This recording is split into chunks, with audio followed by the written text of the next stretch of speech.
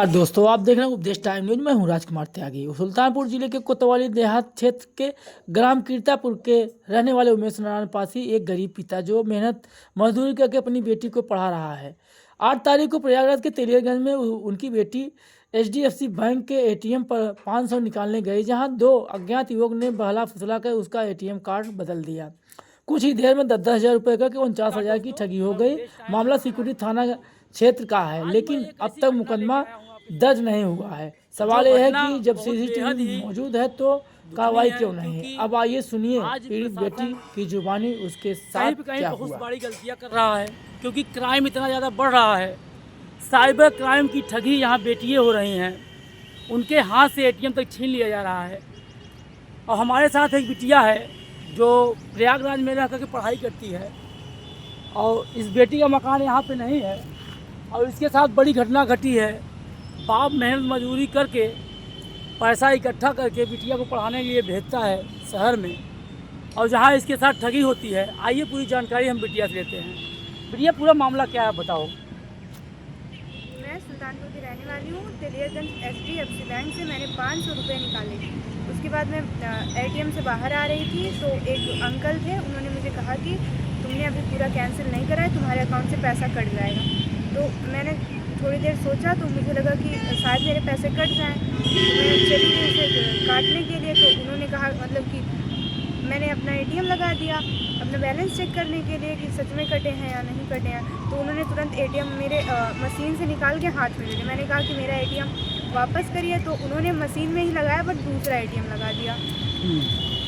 दूसरा ATM लगाया, उसके बाद जब आपने ATM चेक किया? मैंने चेक नहीं किया, मुझे लगा कि मेरा ही है, मैं वापस चली गई अपना ATM लेके। उसके बाद आप थाने पे गई? थाने पे गई थी मैं। तो थाने पे क्या कहा? थाने वालों ने उसकी रिपोर्ट नहीं लिखी, बोले कि अपना अकाउंट पहले ब्लॉक करवाओ, उसके बाद लिखा जाएगा। फिर मैं उसके बाद अपने घर चली गई। मैंने अपने अकाउंट से पैसे ट्रांसफ़र करा दिए मम्मी के अकाउंट में। उसके बाद प्रशासन क्या कह रही है? अभी तो कार्रवाई चल रही है। कार्रवाई चल रही है। तो आपने जो एप्लीकेशन दी है किस थाने में दी है? शिवकुटी थाना। क्या वो शिवकुटी थाना अंतर्गत आता था ATM? हाँ, आता है। शिवकुटी थाने का मामला है, शिवकुटी थाने के अंतर्गत का मामला है। ये साइबर ठगी का मामला है, क्योंकि साइबर ठगी में जो है प्रशासन बहुत लापरवाही करती है, और इस तरीके गरीबों के पैसे चंद चोर चुरा ले जाते हैं, लूट ले जाते हैं, और कुछ हो नहीं पाता है, तत्परता नहीं दिखाती है प्रशासन। मैं प्रशासन से कहना, प्रशासन की लापरवाही से यहाँ ठगी का मामला बढ़ता जा रहा है।